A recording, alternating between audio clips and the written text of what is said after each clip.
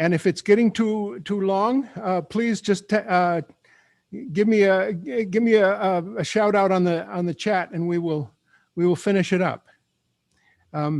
We will have a tiny bit of song and a tiny bit of. And if it's getting too long, whoops. And if it's getting, I just muted my YouTube sound, and I'm back with everybody. Okay, good. And it is 11 a.m.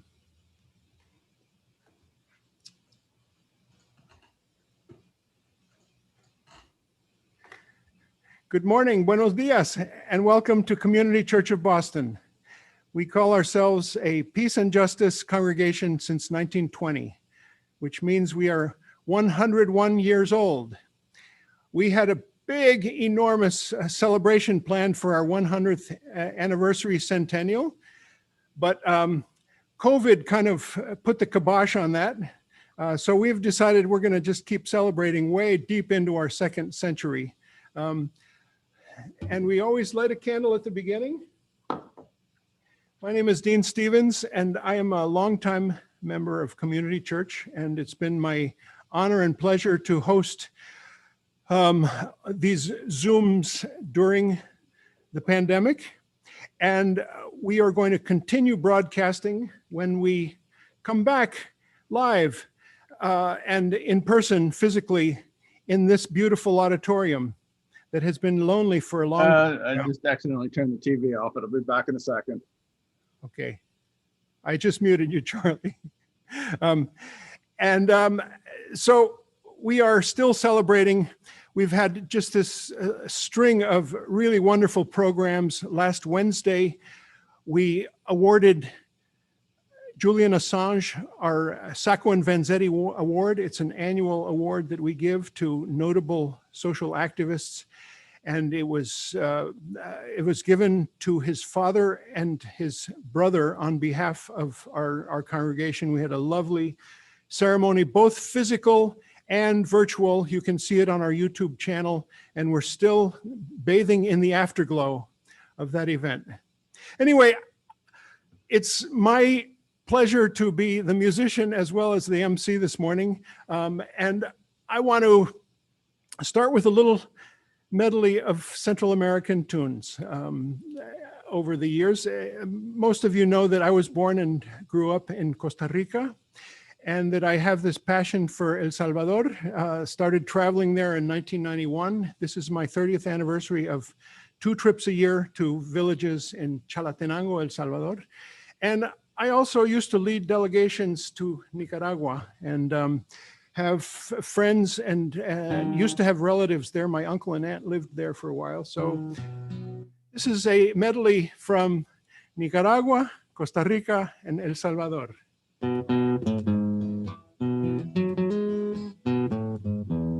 Ay, Nicaragua, Nicaragüita, la flor más linda me vi querer, abonada por la bendita Nicaragüita, sangre de Diriangén. Ay, Nicaragua, sos más dulcita que la melita de Tamagás. Pero ahora que ya sos libre, Nicaragüita,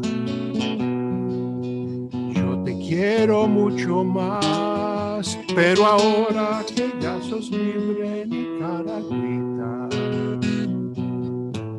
yo te quiero mucho más. Caña dulce pa' moler cuando tenga mi casita. Oh, qué suerte tan bonita, oh, qué suerte tan bonita que pa' mí tendrá que ser. Cuando apunte el veroliz y yo viva con mi nena, no tendré ninguna pena, ni tendré ninguna pena y seré siempre feliz. Tendré entonces mi casita. una milpa y buenos bueyes, y seré como esos reyes que no envidian llanadita. Con mi Dios y mi morena, caña dulce y buen amor, no tendré ninguna pena, no tendré ninguna pena y seré siempre feliz. Caña dulce pa' moler cuando tenga mi casita. Oh, qué suerte tan bonita, oh, qué suerte tan bonita que pa' mí tendrá que ser. Tendré entonces mi casita. Y una milpa y buenos bueyes, y seré como esos reyes que no envidian llanadita.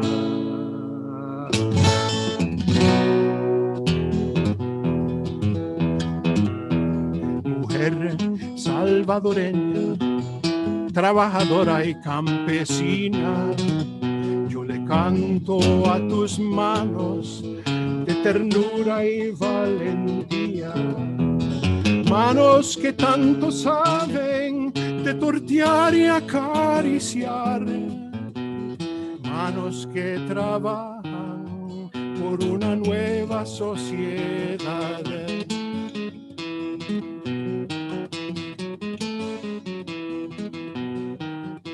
Mujer salvadoreña, tan valiente y tan sufrida, yo le canto a tus llagas, a tus lágrimas de guerra, lágrimas derramadas por los hijos que perdiste, lágrimas que lavan el sufrimiento de tu pueblo. Mujer salvadoreña, mujer de fe y de esperanza, yo le canto a las mujeres de todo Chalatenango. Las mujeres repobladas son semillas del futuro que alcanzaremos juntos con Dios y trabajo duro. Las mujeres repobladas son semillas del futuro que alcanzaremos juntos con Dios y trabajo duro. ¡Que vivan las mujeres del Salvador! Y los hombres también. ¡Que vivan ustedes! ¡Bienvenidos!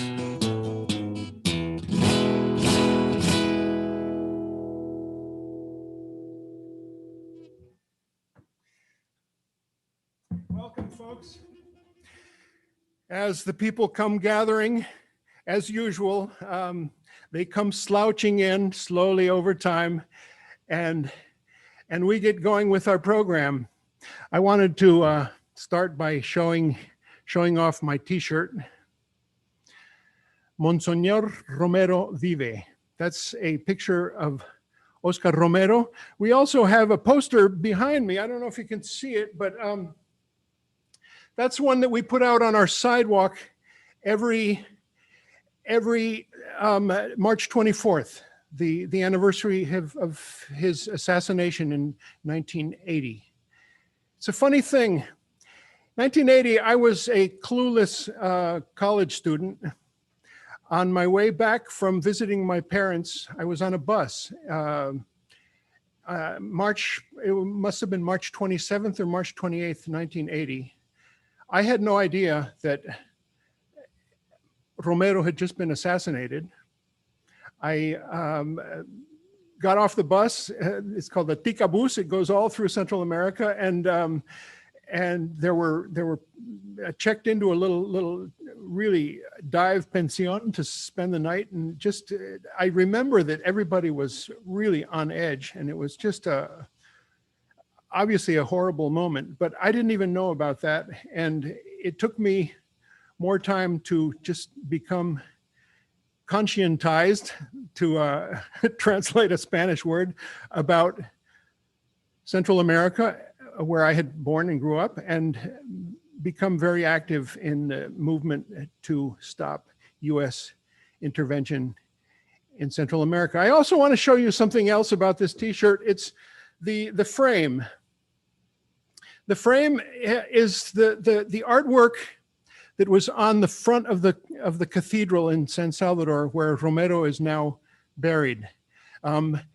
This was done by a marvelous artist named Fernando Yort, who I got a chance to meet a couple of times before he passed away. I'd been in his gallery many times. When I led groups there, I'd take people to the gallery to buy all kinds of beautiful things. And we were able to acquire one of his paintings that's on the wall. It's called Aliméntame de ti, which means feed me from you, or feed me of yourself. I'm so proud of this. He passed away, this is 2016, he passed away around 2017. His son is still running that gallery and doing beautiful work, perpetuating his artwork. But regarding this piece that was on the front of the cathedral, the next Cardinal of San Salvador, without any warning to anyone, tore the whole thing down from the front of the cathedral. It's a beautiful ceramic piece of many years of work. It got torn down just with no input from the people, and just a lot of just indignant people. There's even a Facebook page that's called Indignados por la Catedral. Years later, people still talk about that beautiful, it's like the Sistine Chapel of San Salvador. It's gone, but it's on my t-shirt. Welcome everybody. Couple of announcements. We have one more program at Community Church of Boston before we take a break for summertime. It is Sunday, next Sunday, June 20th. The speaker is Stephen Donziger, attorney Stephen Donziger. If you don't know about him, go to a website that's called freedonziger.org. He's a lawyer who spent 10 years pursuing a lawsuit against Chevron for their incredible, heinous, horrific pollution of the Ecuadorian rainforest. He won the lawsuit, and Chevron, used to be Texaco, is now Chevron, that hasn't paid the damages in the billions of dollars, is now taking it out on him by pursuing a private prosecution against him. I'd never heard of a private prosecution, but it's been going on for a year and a half. He is, while awaiting the verdict, in house arrest in his apartment in New York and wearing a bracelet. And we're really looking forward to understanding this case and how horrific a thing it is. A couple of readings. Eduardo Galeano, Children of the Days, is a book that I love to read from when I facilitate, and I have been facilitating all the meetings during the pandemic. I'm really excited to have people back in this auditorium so we can share that responsibility between all of us members. This one is for June 13th. I haven't even read it yet. I'm reading it to you right now. It's called Collateral Damage. Around this time in 2010, it came out that more and more US soldiers were committing suicide. It was nearly as common as death in combat. The Pentagon promised to hire more mental health specialists, already the fastest growing job classification in the armed forces. The world is becoming an immense military base, And that base is becoming a mental hospital the size of the world. Inside the nut house, which ones are crazy? The soldiers killing themselves or the wars that oblige them to kill?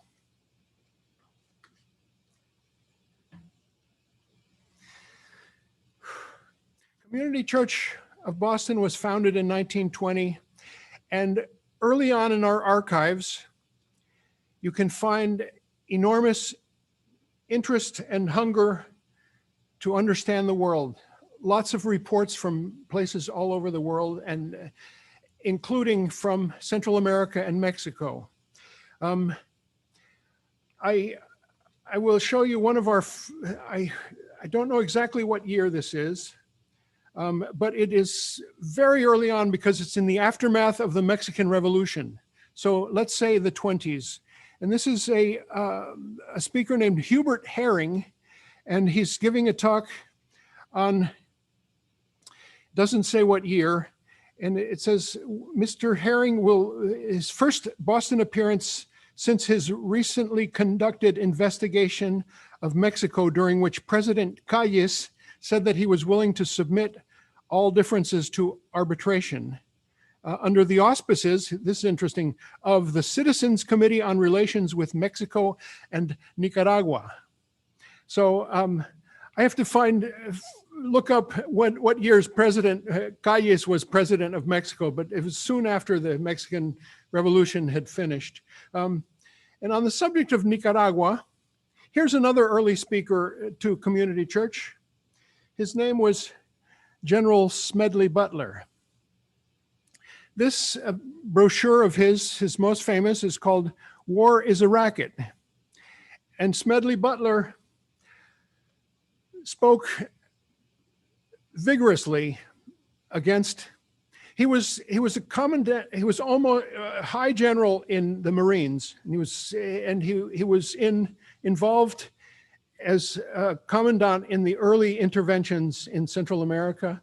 Nicaragua, Haiti come to mind, several of those in the early part of this century. He was also in the Spanish-American War and in World War I, but came out just strongly against interventions in Latin America as a racket to boost the profits of the corporations.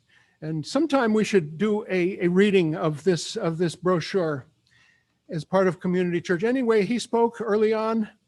I will jump to the 50s. In the late 50s, there was a talk, I don't remember the name of the speaker, about the recent coup that had happened in Guatemala, the overthrow of Arbenz, US-backed manipulation of the media, which is what today's program is all about, to overthrow a popularly elected president, Jacobo Arbenz of Guatemala.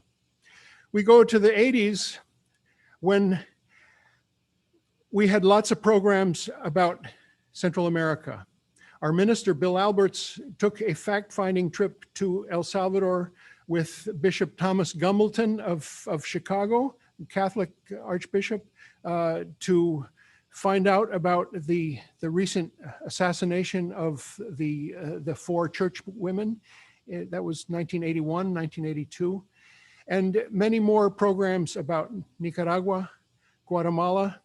Among our speakers in the 80s was Rigoberta Menchú.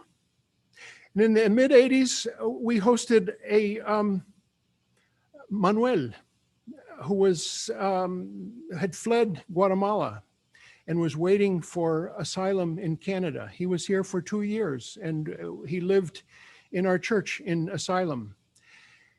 And we recently, maybe a year and a half ago, made contact again with Manuel. His real name is Dr. Diego Mendoza Lacan.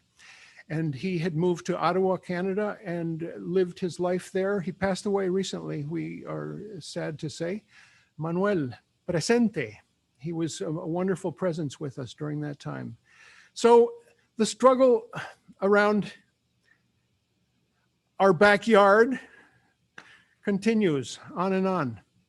One last little thing I'll say before I introduce these wonderful speakers that we have today is that my next stop after that trip through Central America on my way to Los Angeles, where I was going to go back to school, I would taken a year off just to travel, visit my folks.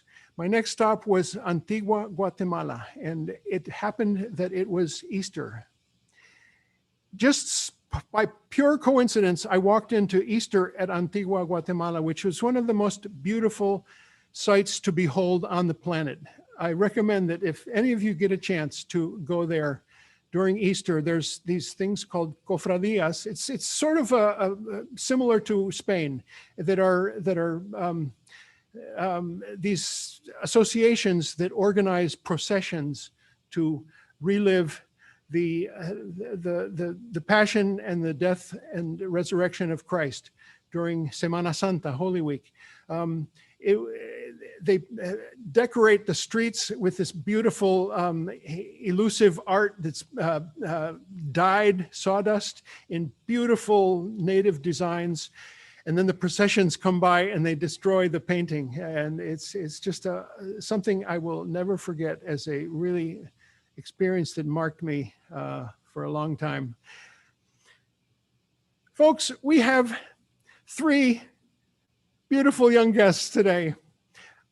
I shouldn't say that because I think I'm young too, but I want to introduce them. It's the first time I've had the pleasure of meeting them in person, but I've been listening to their podcast, which is a lovely thing that I've been looking to find for a long time. It's a summary of Central American news, the entire isthmus represented, including some of the countries that you don't hear much about, Belize, Panama, that aren't much in the news, and Costa Rica, Nicaragua, Honduras, and El Salvador as well. And of course, what they're going to talk about here, which is the other part of Central America, which is the US-Mexico border. It's really just a regular part of my routine to listen to 10 minutes of podcast from these journalists and podcast hosts. So I just want to go ahead and welcome these wonderful folks for joining us. It's really just a pleasure to have you here, and I'm really looking forward to hearing from all of you. Take it away. ¿Cuál comienza? Melissa? I didn't say your names, but if you would introduce yourselves and tell us your names. Well, it's on the rectangle already, but go ahead. Yeah, hi Dean, and hello to everyone in the Community Church of Boston. It's really a pleasure for us to be here. I'm Melissa Vida, and I'm a journalist, an editor, a filmmaker, and I'm part of an amazing team of journalists at Central American News, a newsletter which I founded a few years ago and now has grown. And shout out to our podcast team, which is not us, it's Jose and Cecilia. So shout out to them for doing amazing work every week. And the team that is here, we're really like for the folks who like to read rather than listen. And so we prepare a newsletter every week on Central American news. And then in the podcast then like does the same thing, but an audio version. So yeah, thank you so much for inviting us. And yeah, I mean, so we've been invited to talk about Central American migration and struggle from our own perspectives as Central Americans. So I'm from Salvador and Belgian descent, and I've worked in Mexico and then in Salvador as a journalist, and I have family all over the region and the United States as well. In case you're wondering, because migration is part of our DNA, really. And so I wanted to like tell you a little story to kind of, I mean, Dean, you already talked a lot. You already introduced us to the topic, right, of how the media, shapes our points of view, shapes our perceptions. And so Central American News, myself and my team really want to like provide different narratives to what is happening in the region and why people migrate. And so I just want to start with a little story of when I was, I wouldn't say I'm an old journalist, but I was a younger journalist and trying to get into, the hang of things and trying to make a career really out of journalism and focusing more and more on Central America. While I was in El Salvador, And I remember pitching tons of different news media, trying to get out there as a journalist. And I pitched a huge TV media in the United States, which you probably know, but I won't mention here. And I was like, okay, these people are never going to answer me. They're way too big of a fish, right? But in the end, they did, because at that time, early 2018, former President Donald Trump announced that he was going to cancel temporary protection status. And so, bam, they flew a team from Atlanta. And I already said the headquarters. Well, sorry. Anyway, so they flew a team to El Salvador. And, I worked as a fixer for them, which means that I did a lot of the background work of finding the sources, of, getting them in touch with the locals and doing all that kind of background work and kind of, just helping them out on the ground, right? And so the TPS story came out. It was about a person who feared they were going to get deported and they didn't know what to do back in El Salvador, etc. But then they absolutely wanted to get the gang story. Okay, so I'm sure you're really familiar about it. It became like a huge media phenomenon of the crime that so many people live through every day and try to survive and flee from in El Salvador and other regions. It became such a media fanaticism. I don't know how to explain it another way. And so they absolutely wanted to get the gang story, and not any gang story. They wanted the guy with the tattoos. I'm sorry, I'm smiling a little bit telling this. It's really because it makes me smile, really, but it's not funny as well, because it's sensationalist news. And so yeah, I had less contacts in that sense, but I tried to help them cover their story. So I went to a police station at night while they were out with the police and absolutely trying to get a shot with a person who was deemed as a gang member. And I remember talking with a police officer in the police station. It was midnight, and I was there just watching the roaches. I was there in case of something bad happened, and I was an emergency contact. And I was like, so do a lot of news stations come here to just go with you on your pickup truck and try to catch young men on the street basically and lift their shirts up and see if there is a tattoo there? And I was like, oh yeah, BBC came last week, and I don't know what came the week before, and it was this kind of media tourism, absolutely trying to get the shot of tattooed gang members. And so it was that came up as a shock, right? Because these structures do not come from anywhere. These criminal structures do not come from anywhere. They impact our families in so many different ways. Including fear and violence, but not only. And I was like, okay, there must be something here, and it seemed very unidimensional, right? And then of course, if you go on YouTube right now and you put Salvador violence or Salvador migration or whatever, you will find these very visual images who are very, very sensationalist and kind of try to attract the attention in a very ooh, what is happening? These people are strange, or they're bizarre, when all of these social phenomena have an explanation, and international explanation as well. And so yeah, so then coming back to Belgium, I was like, okay, there should be a news media that takes things slightly differently on Central America. And at that time, there was the children at the border. It was in summer 2018.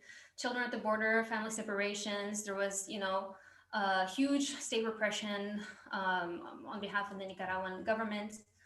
And I was like, these are super important things that have to be highlighted, but not forgotten once it's out of the very cyclic news media system. And so that's how, started, sending out a newsletter every week, just summarizing the news from the whole region. At first, Belize and Panama were not there. And then I was kindly reminded, and I'm so happy I was, to include them because they're a part of Central America, and they're forgotten so often. And so now we're really happy to also include voices from those countries. And so that's what we do every week. And we're really happy about it. to kind of like give these other narratives, the news that comes out every week in a consistent way, and kind of really explaining things, but also from our own perspective, right? From people from the diaspora, because the people who highlight the news in our news team are all from Central American descent. Mostly in the U.S., but also in Central America, and me who's in Europe right now. And so that's what we do. And I mean, as you probably know, and have been following in the United States, and I see that you're a church that was like really focused on human rights and social justice, so that's really cool. Well, just a quick recap, about Central American migration before I give the floor to my colleagues, Jonathan and Jalileh. Well, first of all, Central American migration is not new, or else I wouldn't exist, and Jonathan would not exist either. Our parents fled civil wars that Dean, you have mentioned as well, from El Salvador, from Nicaragua as well, destabilization and conflicts in Guatemala, and Honduras to also like a big extent. And civil wars whose governments in these countries whose militaries were financed and trained by the United States, right, at that time. And so huge waves of people, and I hate to say that, and we're trying to look for other vocabularies to not say wave, to not say migrant surge, to not say migrant caravan, migrant crisis, or border security, because these are things that are always on the news, and we're trying to find other ways to explain what is happening, because or else these words kind of put fear in people's hearts when really it shouldn't be. It's not scary. It's not scary, and there's a solution to everything, and it's often not where we find it, or where we think we could find it. And I just find that, we find that those words are, we want to ban them completely. They do come up from time to time because they are ingrained really in our media system, but we are actively trying to not say it on those words. We can talk about, what's really happening, people fleeing the region, people fleeing from their lives, from the region. More and more people are desperate to leave, instead of migrant surge, which, a word which is everywhere in the New York Times, CNN, even in more like leftist media like NPR. It's really everywhere. So we're trying to be careful about that.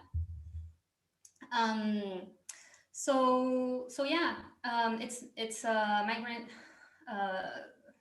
Central American migrants. Then we're not recognized as refugees when they should have been in the 80s. People who already been in the United States, a lot of them were deported back to Central America, Northern Central America, places where were just stricken by huge massacres and civil wars and just complete bloodshed and crumbling infrastructures and political structure. And some of them, learning tactics as well, from street violence. All of that created a huge, unfortunate melting pot in the region. And that, you add corruption, you add like tons of other stuff, you add neoliberalization of, lack of protection for workers in the region as well, all throughout the 90s and the 2000s. More and more people started to come to the United States looking for jobs. And then in the 2000s, then people fleeing for vast, so many different reasons.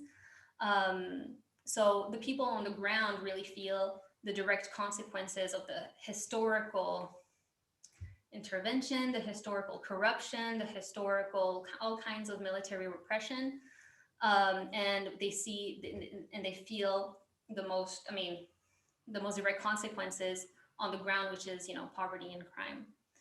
They flee, and now a lot of people, such as Jalileh will talk a lot about this as well. All kinds of different consequences of climate change, of COVID, of impoverishment, of the land grabs by international companies as well. And so, yeah, I don't want to, extend myself too much on this, as Jonathan and Jalileh have so much to say, and we're really looking forward to your questions and interacting with you. Thank you.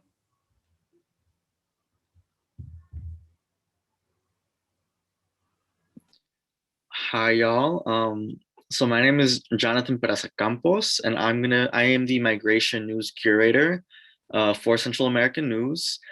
And I am an educational researcher based here in Atlanta. I'm an educator, I'm an organizer, educational researcher, and I'm a graduate student in history and Latin American studies. But it's been a real pleasure to produce a counter narrative through Central American News, because as Meli mentioned, other people that are not us are writing our stories for us and trapping us in these frames and in these representations of us that are not entirely inaccurate, but also not entirely humanizing and accurate of who we are as people.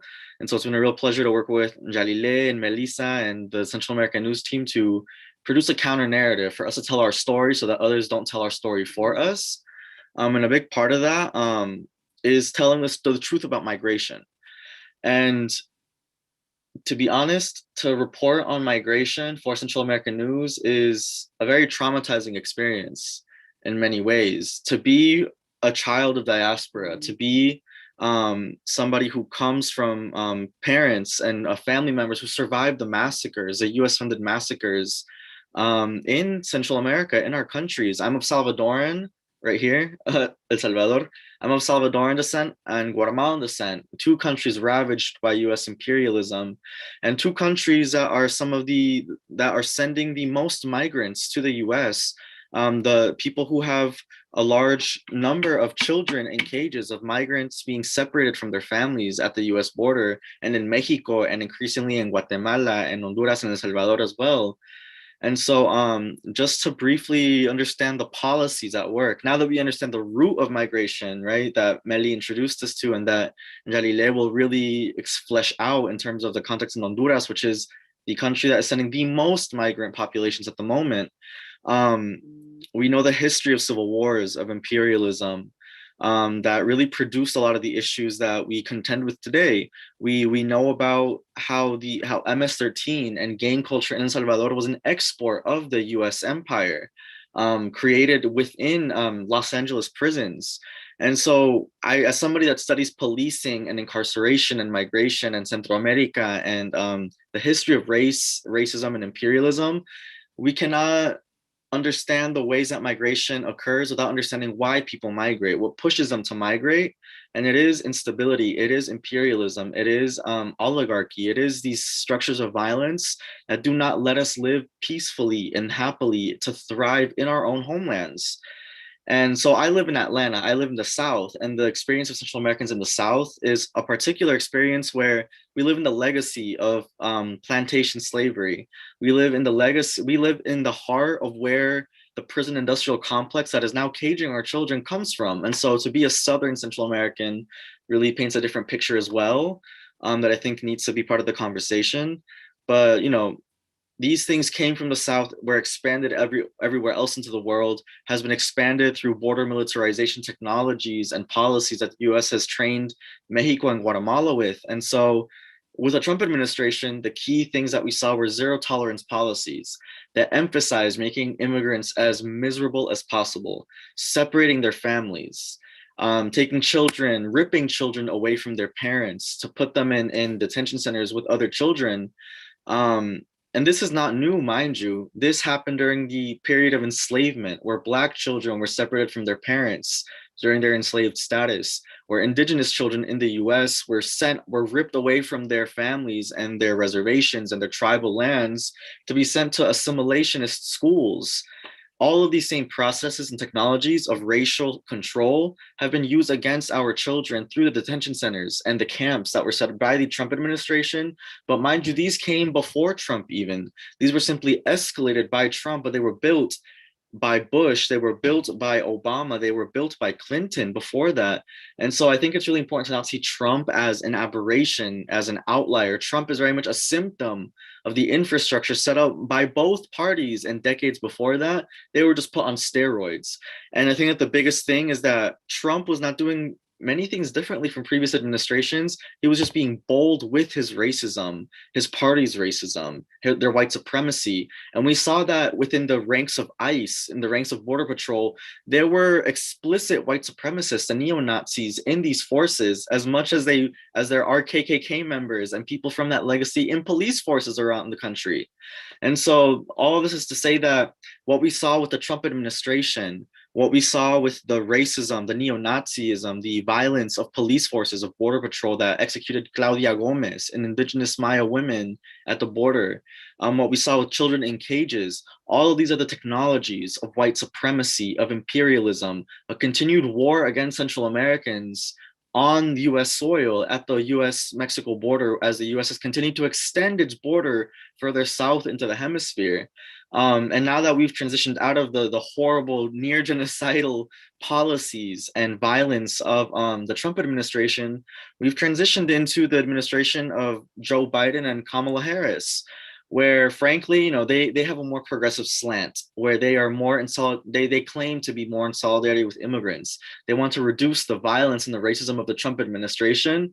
But I argue that while some things have changed, especially with the way that they express themselves about migrants, many things have also remained the same.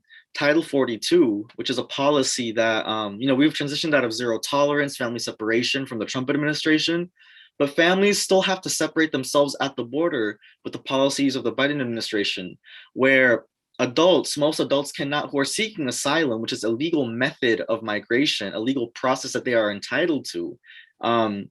Asylum seekers are allowed to come and go through the asylum process, which the Trump administration had nearly abolished the asylum system, but the Biden administration is trying to revive it. But still, families, through Title 42, which is a public health order enacted by the Trump administration, the Biden administration has clung onto it to deal with the migrants coming to the border in increasing numbers every day. And so families have to send their minors, their children, across the border while they themselves do not qualify for asylum protections in the same way as their children. And so families are still being separated at the border. We do not have the same migrant camps under Trump, but we have convention centers. We have facilities that have been turned into expansion sites for the children and the families that have continued to come into the United States. And so children are still being held in US custody in facilities. Migrant families are still being separated. Incarceration is still present and is still continuing to this day. And so when Vice President Kamala Harris in Guatemala said to these folks, do not come. We do not want you to come to the United States. Do not come. All I have to say to that is, what audacity. The audacity to tell people leaving the conditions that you as the US government have created through your imperialism, through your interventionism, through your militarism, through your expansion and militarization of borders across the Southern Hemisphere and the Western Hemisphere, the audacity to tell people do not come when you contributed to the crisis itself. You are the crisis. You manufactured the crisis. And then it allows us to continue to put money into the private prison industry. It allows us to continue to shape this narrative of migrant criminality that then becomes fuel for the policies that we will continue to see into this administration and beyond, that were not innovated by the Trump administration, but escalated, right? And so I think that all this context that Melissa provided, that Jalileh will provide further about Honduras, all of these things shape why we have the policies that we do, with zero tolerance, to border policy, to criminal justice policy, or the policy of criminalization, as I put it, that creates profits out of cages, putting people in cages, that manufactures a criminal migrant, an alien, to be able to fuel these policies, to be able to fuel the detention industry. And so our bodies have price tags, and racial control is the name of the game of the US border industrial complex and the prison industrial complex. And so, you know, I think that this is a good sum. There's so much more to say, obviously, but this is my nutshell as somebody that has tracked the human rights violations, the violence of ICE and Border Patrol and migrant death in detention, and the factors that are pushing migration through Central America, through the Darien Gap in Panama, which is a perilous terrain for migrants from all over the world, not just Central America, but Africa, Haiti, Cuba, Southeast Asia. They're coming through Panama as well to get to the United States and encountering the border militarization being enacted by the US empire and its allies in Mexico, El Salvador, Honduras, Guatemala, and beyond. So I will pass the ball to Jalileh so she can give us richer context about the state of Honduras, which is the country sending the majority of migrants from Central America at the moment. Thank you, Jonathan. My name is Jalileh Garcia. I'm a Honduran human rights scholar. I've done lots of work with different organizers here in Honduras and in Central America broadly. Specifically, I studied human rights, and I will soon be a master's student in nature, society, and environmental governance, looking kind of at the intersections of human rights and environmental issues, specifically as it relates to extractivism and land rights, because we're dealing with a situation in Central America where you see these huge land grabs by transnational companies and national companies in indigenous, Afro-descendant, and campesino communities. So I'm going to begin with giving a small, brief kind of a historical timeline on Honduras. I will be speaking about the really country context of Honduras and conditions as one of the countries that is sending the most amount of migrants. So in Honduras, it's really important to mention, and I think any Honduran person who is a scholar of Honduras and a scholar of human rights is sure to mention that in 2009, we had a coup d'etat, right, where a democratic elected president was ousted by the military. In 2013, we had the military police created. In 2015, we had the Honduran Social Security Institute corruption scandal. 2017, we had a fraudulent and unconstitutional re-election of Juan Orlando Hernandez, which is our current president, which some would say a narco-dictador. In 2019, we had protests against the privatization of health and education, which are really important to contextualize the situation that the current health and education systems and sectors face. In 2020, of course, we saw the outbreak of COVID-19 around the world, but also specifically in Honduras, it had particular effects. And then we also saw hurricanes Eta and Iota in 2021, which absolutely devastated specifically the northern region of Honduras, but also some of the western parts of the country and some other regions, the Mosquita region. And throughout this period, I think it's also really important to mention that we have also seen a great rise, right, of course, in mining, hydroelectric dams, and other extractive project concessions that were being approved, going alongside, right, the neoliberal policies that have been implemented and effected within the country, inspired by US capitalism. And yeah, so I think it's really important to mention, and I'm gonna go into depth about kind of the timeline that I mentioned. The country really saw downfall in democratic rule in 2009 when it underwent this military coup, being the first country in Latin America to experience a successful coup in the 21st century. Now, while the coup was condemned by the majority of the international community, we saw that the United States supported the post-coup regime, which really ensured its permanence and validated the violence that ensued afterwards. The aftermath of the coup were and continue to be devastating for the country, as democratic governance was absolutely destroyed, seeing as the party in power currently has been in power since the coup and has consolidated its powers not only through the executive branch, but also through the legislative and the judicial branch, as well as through the military. So we've seen that ever since, government actions have really been leaning towards authoritarianism and have functioned under militarized model of governance that ensures the protagonism both of the armed forces in multiple sectors of society, and also just really the executive branch leading everything, right? We also see the democratic governance on top of the coup in 2017 was further weakened when President Juan Orlando ran for a second term, despite a constitutional ban on re-election. The election was wrought with irregularities, marred by allegations of fraud, and characterized by repressive military violence. And again, like Jonathan and Melissa were sharing, I mean, these are imported, these militaristic violence and this militaristic model of governance was definitely exported from the United States, imported from the United States, that's the word, imported from the United States, right? we see that, you know, many of these leaders back in the 80s, these dictators were actually trained in the School of the Americas, and some of these leaders continue to be the ones that are affecting policies in Honduras. We see when the election happened in Honduras, this 2017 election, we saw that there was 31 murders of demonstrators by security personnel.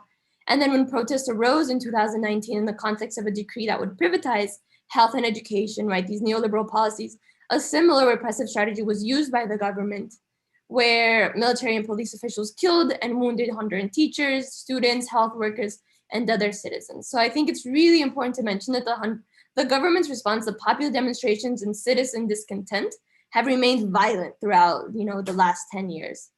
And then this notes to the extent that the government will go to ensure the permanence, right, of these oppressive structures that limit democratic participation and kind of advance the interests of a few, namely the elite in the country, the political elite, the economic elite, and also transnational companies, which also have inserted themselves within the country.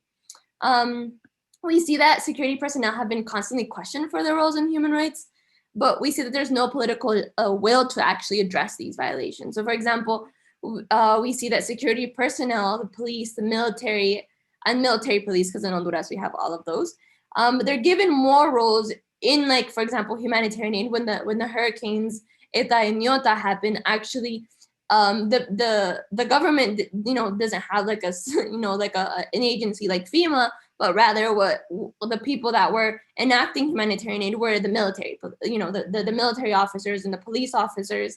And actually, in fact, when citizens tried to help, they were actually stopped by military personnel in some cases. So life-saving resources were stopped simply because the military didn't want civilians to go help other civilians. So again, this really, really, really violent context of state structures. And also, we see that the military also manages agricultural problems, children and youth training programs. But we've also seen that simultaneously, the United States strikes deals with the Honduran government to actually deploy these troops to the Guatemalan border to stop what they call irregular migratory patterns, which are, again, a human right to seek asylum. So we can say that, you know, the Honduran state is definitely an authoritarian state. We can also say many media and many people in Honduras have also classified it as a narco state, because we see that there's a relationship between high officials in the executive and legislative branch, as well as state security personnel, drug trafficking, and organized crime. So this presents like a very worrying dynamic where we see high-ranking state officials are constantly colluding with organized crime while simultaneously trying to tackle the violence caused by these illicit organizations. Of course, this has a huge effect on people because they can't trust that any of the not violence, because it is actually very much real violence that people are facing here, our families are facing here. And there is actually no will to tackle these things because a lot of the time, the same police officers, same military officers are the ones colluding with organized crime. So there is no sense of security. There is no sense of safety because you can't even trust the people who are supposed to protect you, right? Which is also an illusion that police protect, but rather that, there's this, the Honduran police has this thing that says like servir y proteger, which means serve and protect.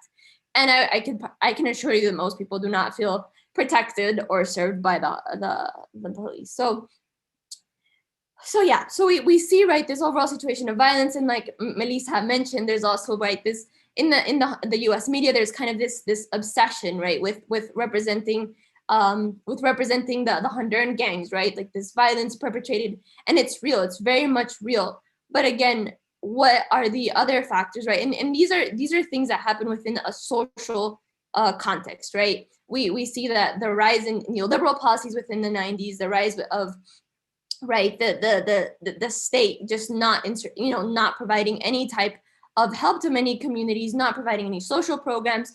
We also see that these had huge effects within the country, and also it's important to mention that it also principally affects youth, right? Violence in Honduras affects youth principally.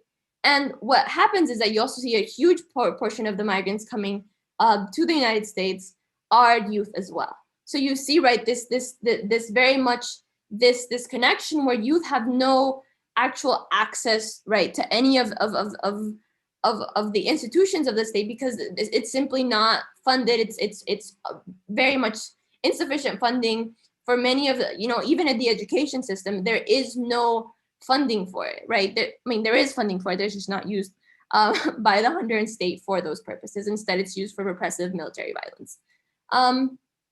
Again, it's also important to mention that there's other factors such as poverty, which again is informed by a lot of these neoliberal policies that, have instated themselves as maquilas or, these other things, which, for example, according to also climate change and ecological degradation, all these affect migratory patterns. So according to a local think tank, 70% of the population in Honduras lives under the poverty line. So we see that during the COVID-19 pandemic and Hurricanes Eta and Iota, they have exacerbated these conditions, right? So families who now lost their jobs and whose homes and livelihoods were devastated by the hurricanes have no recourse but to leave, right? You tell a family, oh yes, but stay. And it's like, well, actually, I lost my job when, the COVID-19 pandemic happened. And what was also happening was that the Honduran state allowed companies to basically suspend people for up to 3 months with absolutely no pay. So you see that there's also no worker protections, no labor rights protections in these contexts. So we see, of course, we additionally see that climate change has also impacted people's livelihoods. So we see that many families have lost crops due to droughts. Also, the recent hurricanes, many crops and many livelihoods were affected.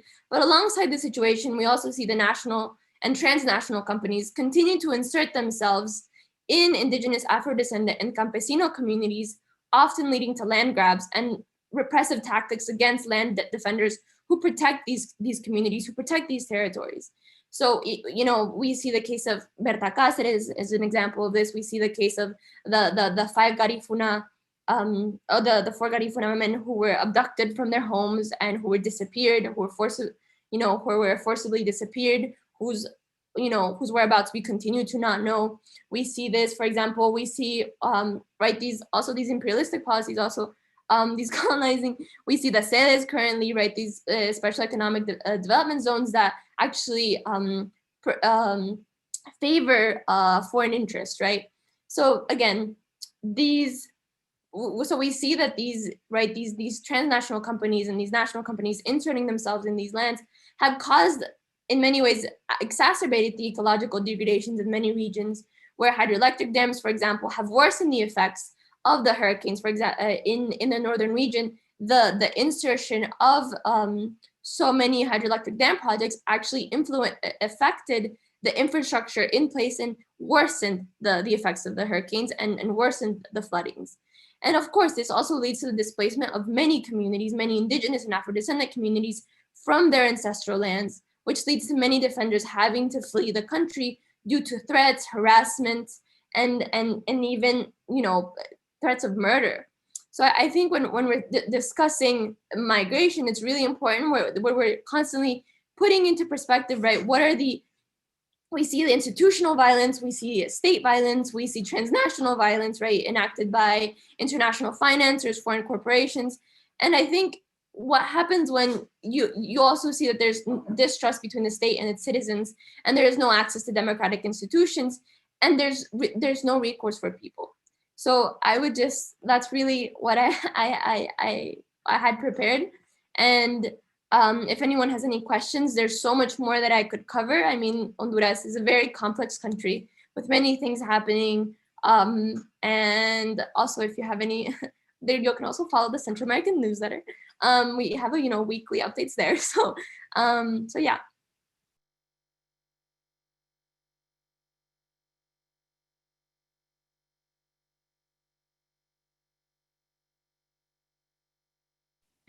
Your mic is on, Dean. Or your mic is off, I mean.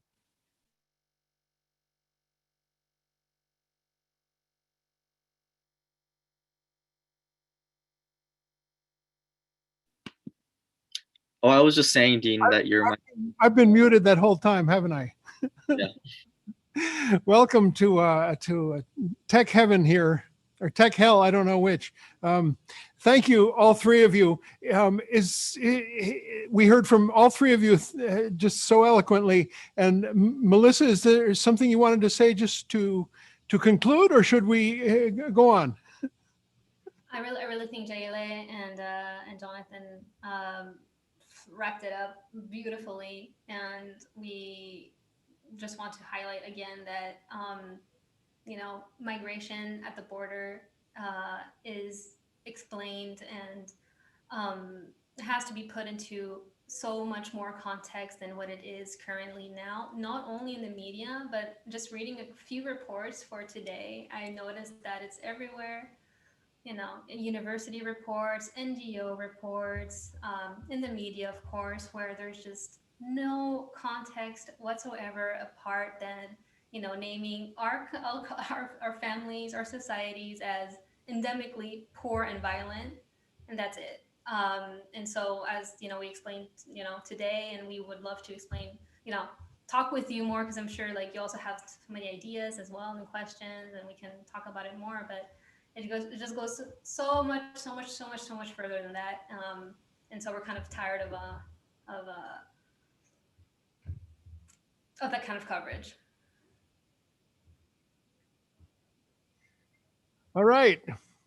Thank you, all three of you. We're going to go on with a song, but this is also the part of the program where it's called the offertory in standard kind of church parlance, but this is a collection basket. It's a beautiful basket, and I've added a little seed grant. You can't be here physically. Oh, well, you could. You're welcome to be here physically now. And we had about 40 people for Julian Assange, and we now have 2 people. Carolyn and Steve are here, and you all are welcome to come here for our last program next Sunday. In the meantime, in the chat, there is our website, which accepts credit cards and PayPal. We don't take Bitcoin, I'm sorry. And you can also do the old-fashioned check and send it to the address that's in the chat as well.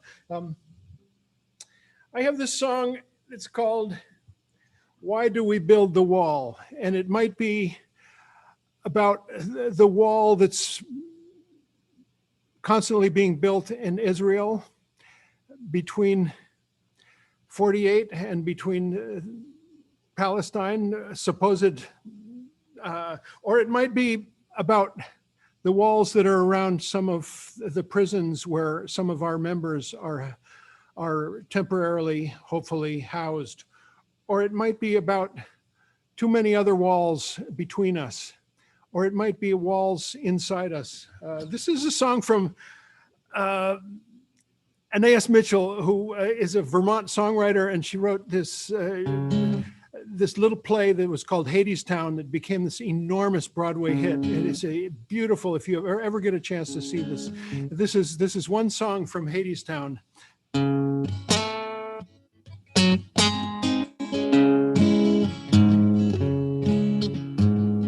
Why do we build the wall? My children, my children. Why do we build the wall?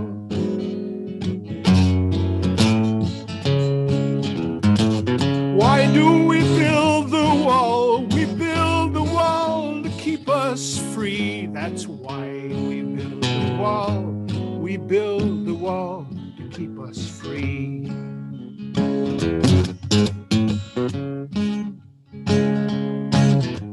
How does the wall keep us free, my children, my children? How does the wall keep us free? How does the wall keep us free? The wall keeps out the enemy, and we build the wall to keep us free. That's why we build the wall. We build the wall to keep us free.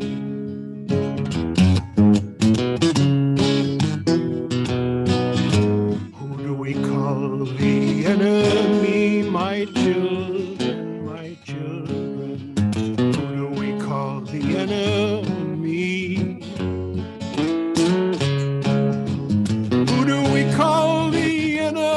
enemy. The enemy is poverty, and the wall keeps out the enemy. And we build the wall to keep us free. That's why we build the wall. We build the wall to keep us free.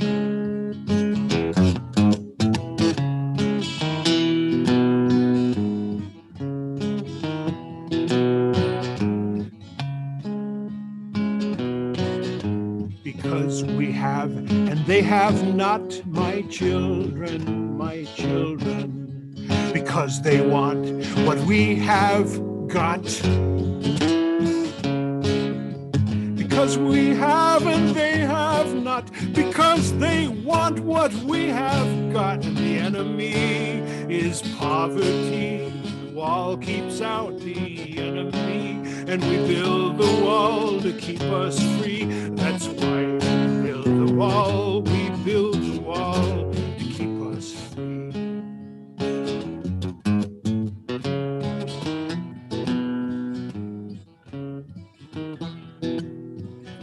What if we got that they have would want, my children, my children?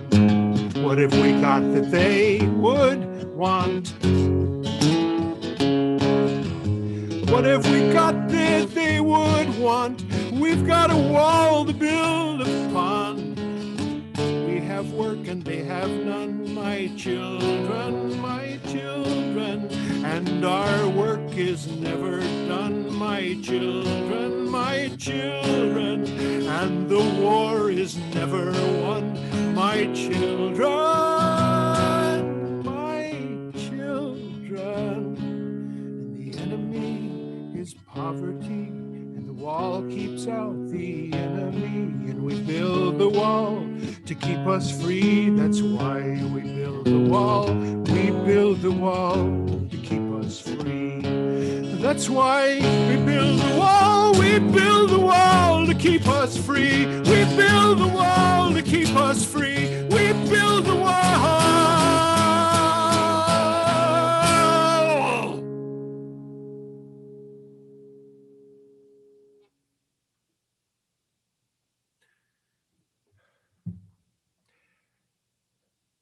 I want to just point out to everybody about a couple of things.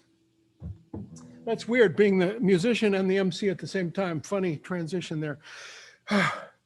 The first thing is Melissa has a really wonderful, comprehensive article in the most recent NACLA journal about the Atlantic coast of Nicaragua. And I urge you all, I happen to have a copy of it here at the church.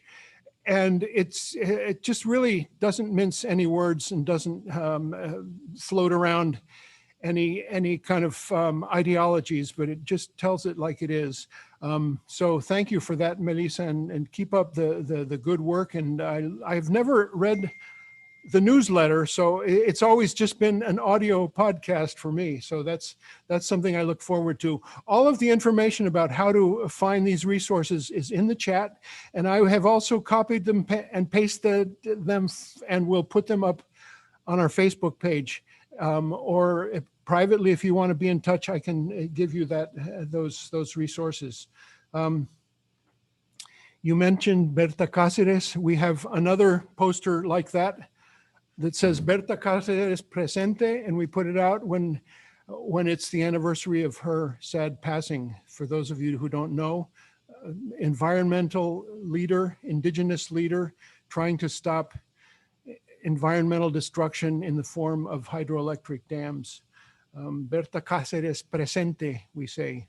And the same for the four Garífunas. We have, last summer we had a Zoom with Omar Suazo, who was on the Atlantic coast of Honduras. And so we send our solidarity there as well. I have so many questions, and I just want to open this Q&A part. And I know that you are under time constraints, so whoever can stay, please. But I want to ask about El Salvador, because that's the place of my passions, and this phenomenon known as Nayib Bukele. who kind of threw out all the paradigms. And I have my contacts are with villages who were destroyed during the war, 1981, and who many perished, and many more went into the mountains and starved, and were given comfort and aid by the FMLN, and they're solid, until this point, solid FMLN villages. But that has sort of come apart in this moment, and that there's some real kind of remarkable leaders within those villages who think that Nayib Bukele is the bee's knees. For those of you who don't know, Nayib Bukele happens to be of Palestinian descent, and rose to the presidency, and is there now, and is kind of behaving in some incredibly autocratic ways in many respects, using the military to come and threaten the Congress, firing a whole bunch of Justice Department or judges, firing a bunch of judges. There's a whole series of examples, but he won pretty convincingly, and he has now a majority in the legislature. And I just wondered, Melissa, or any of you, any thoughts to help me wrap my head around this thing in El Salvador? I mean, in some ways, I've sort of lost my connection to the political situation there. My passion is straight at these villages that are subsistence farmers, campesinos, and my desire is to take people straight there. It's a beautiful window into campesino life, farmers. We take meals in people's homes, and I really am very proud of the power of these trips. And by the way, I'll just mention, I'm sorry I'm taking so long, that I'm planning a trip for October. So if any of you, some of the people in the congregation have gone on these trips, but if any others are interested, be in touch with me. So anyway, I guess I need to get back in touch with what this phenomenon is. So that's the first question. And let me say one more thing. If you have a question, you can put it in the chat, or in the chat on the YouTube channel. Charlie is monitoring that. Or you can put your little hand up if you know how to do that, or you can just go like that and I'll try and monitor it. Thanks, Dean. And yeah, no, those trips sound amazing. I would love to go with you, actually. That would be great. And I'm actually also curious about what you will report when you come back, about how these communities and rural communities, right, perceive President Bukele. So yeah, my impressions about President Bukele are that, you know, the different parties that were born, well, throughout the Civil War and born after the Civil War, the FMLN and Arena, really let people down in huge ways, especially through huge corruption schemes, money laundering, so many investigations that came up. And also in what people on the ground perceive as, much more insecurity and lack of programs for people on the ground, for better schooling, for better health, for better infrastructures, better job opportunities, better trainings, everything that can make life better in our modern societies.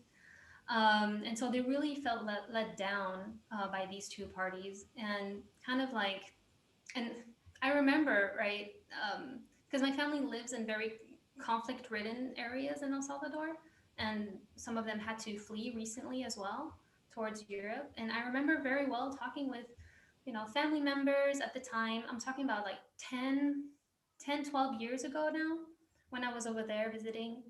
And they were like, Melissa, like, maybe we need a dictatorship to like, and that was in their point of view, right? I'm really talking about the ground, like maybe we need a dictatorship, someone like mano dura, because we're so tired. I cannot get out, to work. Every time I go out to work, I feel like I fear that I'm gonna get killed. I cannot walk down the street. I cannot get my bun, my bread. I'm so afraid for my children. I'm so afraid for my girls, for my little boys. We cannot live here. And so that, I think, kind of like permeated society with like the disappointment in successive left and right wing governments in El Salvador, with the corruption cases that kept popping up. And so they kind of like see this, young businessman coming, rising to power through the FMLN first before he got kicked out. So through the FMLN, and then launching his own thing, using Twitter, and what I feel is also kind of again about this media coverage.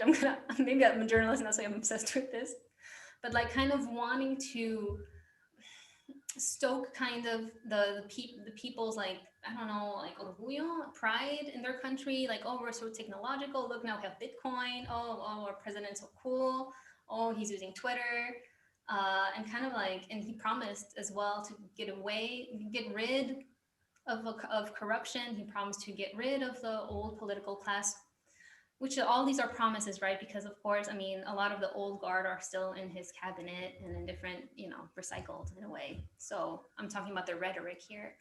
And so people like really like threw themselves on him and because this is my personal opinion, because there was no big political visible option, or not, it was not given to people who have so many ideas and political plans for the country.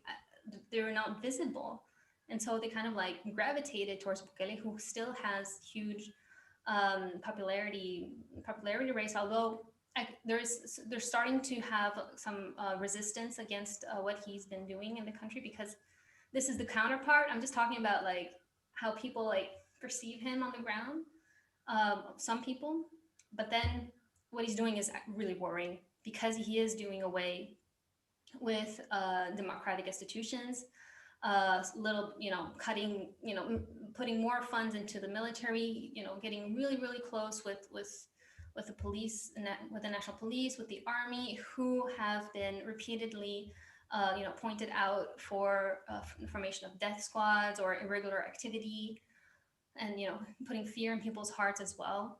The country, like you mentioned,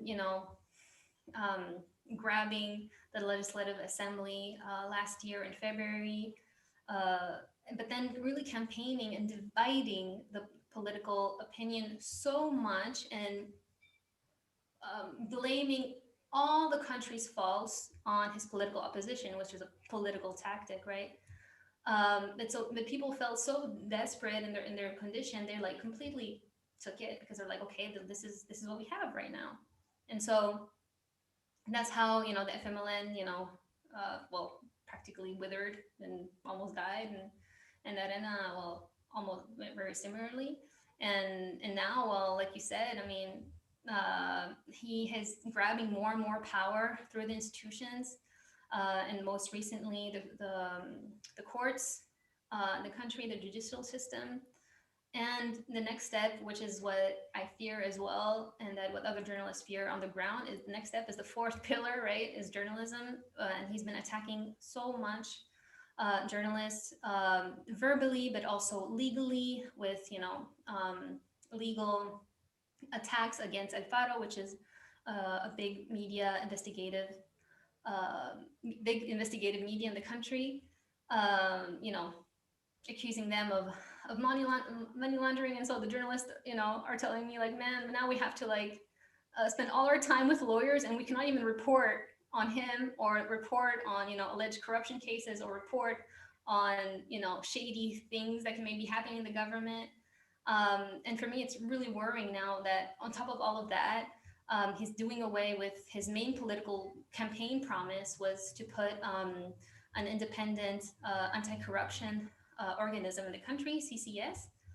And just last week, so if you follow our newsletter, you would know this, but no, so yeah, so just last week, he did away with the CCS, which promised to be this independent organ to investigate and alleged corrupted members of the political sphere. So little by little, I mean, it is gathering a little more and more resistance in the country. You can see that some people are protesting against Bukele and his authoritarian measures. And for me, once he got control of the legislative assembly through elections, but also, in a very, very rough campaign, and especially the judiciary power, for me, it is becoming increasingly a dictatorship. Question from Rudiger in the chat, and it says, what would be the way to help people at the border on a temporary basis? Let's say taking people as temporary guests in our homes as a cost savings and humanitarian way to help out and to take guardianship, let's say, during that time that these people are with the host families. I can and would like to address this in a personal question. That's a question from Rudiger. Rudiger, would you like to add to that? Or you need to unmute yourself, Rudiger. Yes, you gave very engaging talk. Thank you very much. I worry only that the effort goes a little bit right in form of words and not so much in actual appeal to the American people. Let's say that's what we are here. What we can do. So probably not to appeal to the Honduras government, but more to the American government to be free the refugees basically from their home security campus or camps to families and have them there living with them. And I think many millions of people would volunteer to join if the US government would open up their camps. And it would be more humanitarian, and it would be more financial for the taxpayer, more financial inclusive treatment. What do you see, what you can do or what can be done in this realm of help?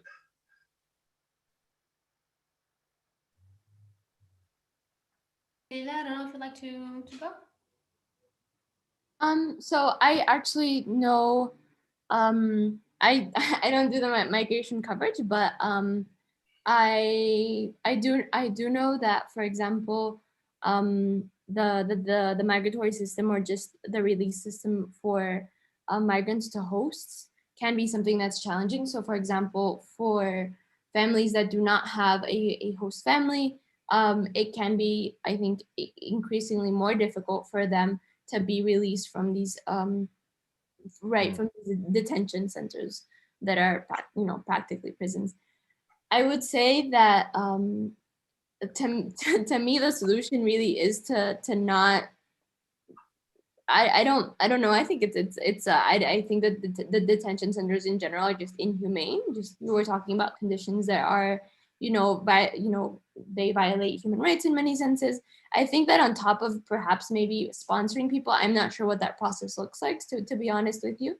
I don't know if Melissa does, but I think other you mentioned like appealing to the US government. I think that, for example, there's also lots of other initiatives, for example, to get US to stop giving military aid, for example, to countries like Honduras, to countries whose military and whose police are so corrupt. So I think that in many senses, there are multiple ways of addressing it.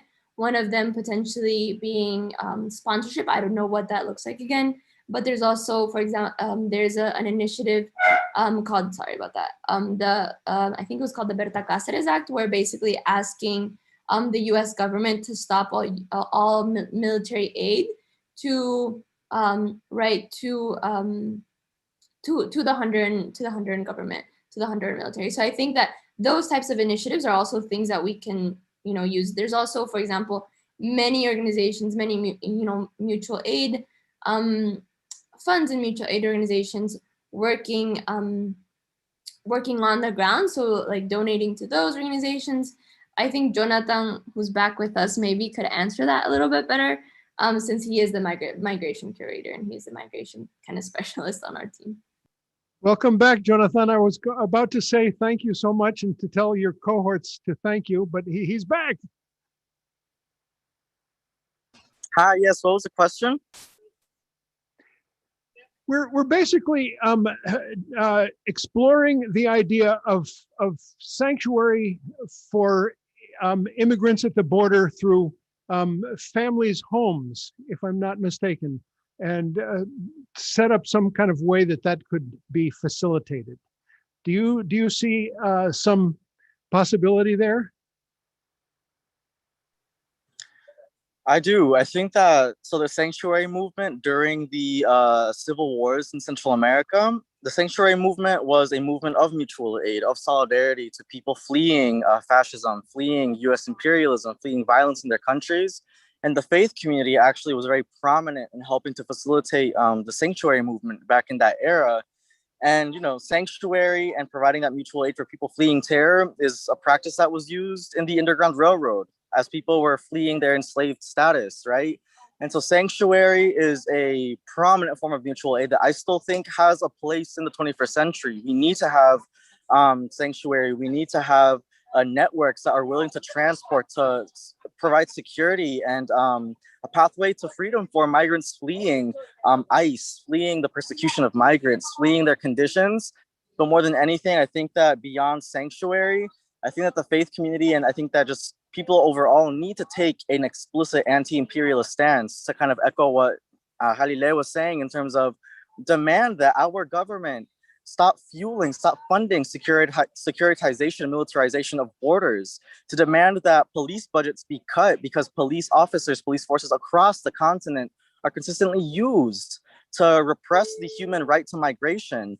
And so I think that it is important that we return to those roots of sanctuary, return to those practices of mutual aid, finding and creating sanctuary and developing these networks for the protection of migrants. And the faith community, I think, has a huge, huge role to play in reviving that kind of sentiment. And it's already occurred in some faith communities across the country as migrants have sought refuge from ICE policies. But it is something that needs to happen en masse. And I think that the faith community is going to be a very pivotal group of actors to make that happen again in that tradition of sanctuary. Thank you, Jonathan. I'd like to add to that couple things. This church in the 80s was a sanctuary church. We have not made space use decisions about some of the floors on our church. And it's something for us to talk about. Another thing is that the truth is that there are all of these post-industrial depopulated parts of the United States that could seriously experience economic development and cultural and social development by an influx of immigrants. I think in special of Utica, New York. GE left Utica and went to Mexico or other places where they now manufacture. Utica became an amazing immigrant city, and all kinds of abandoned houses that people had left because there wasn't any work there were repopulated by immigrants that were welcomed by city-aligned immigration authority that accepted immigrants from all over the place. Myanmar refugees who had been in refugee camps in Thailand for decades. Somalis who had been in Ethiopia, stateless for decades. All these people, Burmese, and then Trump came along, and the number of immigrants allowed in was slashed to almost nothing. And those numbers could just be reversed, and there could be immigration to places like, say, Lewiston, Maine, where the Somalis and Ethiopians there have just revitalized a post-industrial mill town. And that's what I have to say. The two things, one about our church and one about immigration in general. We are a nation of immigrants, except for the native people who were here to start out with. And it's not like there's a time when, sorry, we're full. That's not what it's all about. I see Dorothy's hand up, and I will now look at the questions in the chat. But go ahead, Dorothy, please. Sure, thank you. And thank you for the talk. I think we need a lot more education and work being done to inform people about what are international standards for refugee rights. And we do face a lot of resistance in so many countries. That's why there are these refugee camps. So it's a really hard struggle, I believe, to win the hearts and minds of enough American people, really. And I'm sad about that, but I do think that. And the other thing I wanted to mention is that I've worked on with Witness for Peace to push some sign-ons. There are bills, as you probably know, in the House and in the Senate regarding Honduras in particular. And there have been every session since Berta Cáceres died. And my representative was Rep. Kennedy, and it took a little while, but he began to be somebody who would sign on to it. And I've been working on, and I hope to keep working on getting the new rep that we have from Newton, whatever it is, the district that Kennedy had. His name is Auchincloss. Jim McGovern has been the best rep in all ways with regard to Central America and so many other issues, but we do not have right now that many of our representatives signed on to those bills. And in the past, in 1 year, we had everybody. So anybody who could help, in my opinion, on that with regard to letting their reps know that they want them to sign. The senators have signed on to the one in the Senate, our two senators, but the reps haven't yet signed on. And you could just say the two bills regarding Honduras, they know what they are. I don't know what you think of that, the speakers or anybody else, but that's my thought. That's a good thing to do.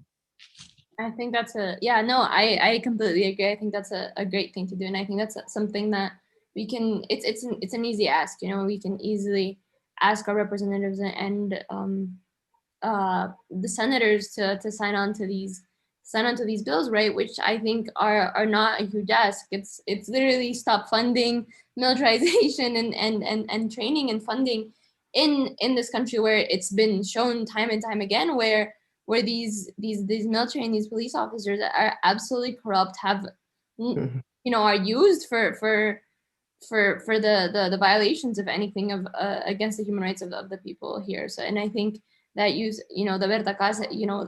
Berta Cáceres Act, and this has been, like you said, continuously brought up and still has not passed, which I think, again, it's not a huge act. And I think we also see with this, right, the huge collusion, I don't know if collusion or what you could call it, but between the Honduran state, right, the executive and the U.S. government, which we continue to not understand as Honduran people, because we're like, okay, yeah, y'all are telling people not to come, and y'all are saying, oh, but there's this and there's that, but at the same time, you're supporting this very government and these very policies. So it is something that I agree completely with you.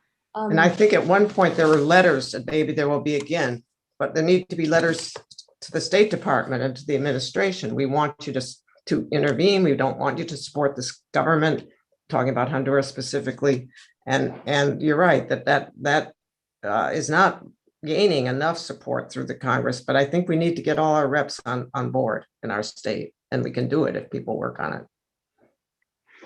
Charlie. Are you there, Charlie? Yes, I am. I wanted to ask about the Garifuna people in Honduras, and I have a personal friend who Dean mentioned quickly, who is a community leader there. And so I've heard more detail than most of what's going on. And it's a widely unknown story. As bad as things are in general Honduras, it seems to me that the Garifuna people are facing more murders, more disappearances, and more threats to their land per capita than any other. And I was wondering if you could say a little bit more about that. Yeah, of course. No, you're absolutely right. I think within the last 10 years, we have seen a rise in threats and in harassment against the land grabs against the Garifuna community. For example, we just in this year alone, there was two Garifuna women also belonging to the LGBTQ plus community that were incarcerated, were detained, and they were accused of they were accused of being in like private land or something like that. The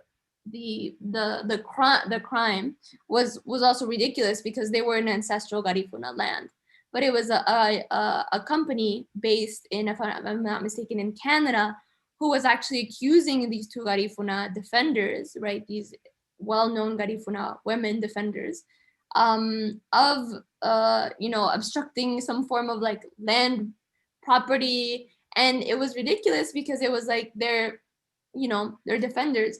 And we've seen this again with the case of the Garifuna men who were kidnapped and forcibly disappeared.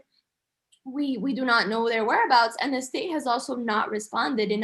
There was actually a recent event by OFRANE, which is the Black Fraternal Organization of Honduras. It's a Garifuna organization led by Miriam Miranda, and there is no the Garifuna community, in response to these enforced disappearances, created their own search committee.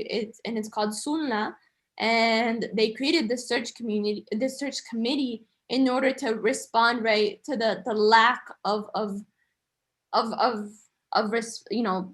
response from the state. And they were actually not allowed to be involved within the search process of these forcibly disappeared community members. So again, you see both that the state not only is complicit in the crimes, and some would even say is a part of these crimes against and these violations against these Garifuna communities, but you also see that they're also obstruct any form of trying to find justice and truth. So I would definitely agree with you. I think that the Garifuna community is facing lots of violations, and I think as mining concessions and land concessions and tourism, right, is another thing that's been happening more especially with the economic development zones.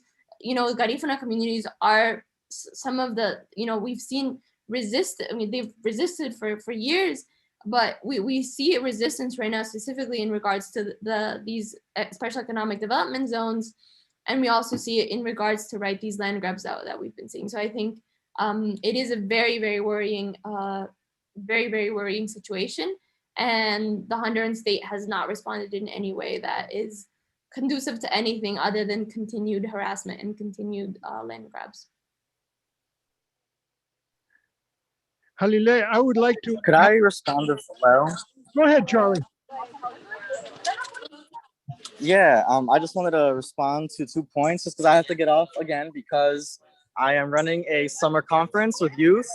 But it's relevant because I think I want to touch on the point of education. It is a disgrace that in the United States, given our extensive history of extraction, of imperialism with the region, we do not teach about Central America. We do not teach about the Cold War and the ways that, and contextualize the migrant population of Central Americans in the US, because in education, that history is intentionally left out. And so just as we are doing here today with the summer conference with youth, it is up to us as people of conscience to cultivate spaces where we learn our critical history, where we learn about these issues, with each other. If the education system will not give us this education, we must cultivate spaces to give it to ourselves, as we are doing here today, where we teach history and political issues. But another thing too, in response to a point made earlier about reform and how we can push our representatives, I think it is one tactic for sure to push our representatives, But I think it is more important still to support the social movement, support the people on the ground fighting every day, writing the critiques, being in the streets, because these are the people that are fighting for the world that they want to live in. These are the people they're showing us what democracy looks like, which is to listen to the people. And so beyond, asking bureaucrats to speak on our behalf and to please stop killing us and hurting us, I think it is important to funnel money, funnel resources, funnel support, and raise awareness about the ways that people are fighting on the ground, supporting the social movements that are actively fighting for that world, beyond the education piece of just educating ourselves and each other and the content that nobody else will give us. But with that, I will also leave again to teach my students. Thank you. Jonathan, thank you for taking time away from your students. You inspire me. Yeah, that's great. I wanted to say, in response to all this talk about metal extraction and mining, that it was just a proud thing for El Salvador during the years that the FMLN was in presidential power, that they successfully said no to metal mining, and that was affecting the villages where I visit. Like in Chalatenango, there was a possibility of gold and silver mining in those towns, and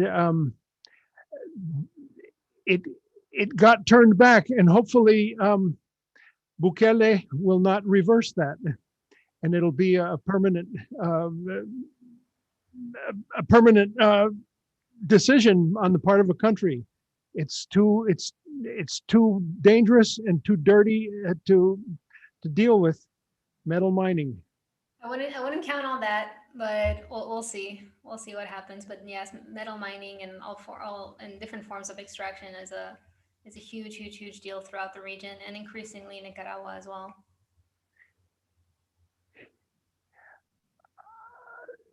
Let's see. Have we got no other questions in the chat?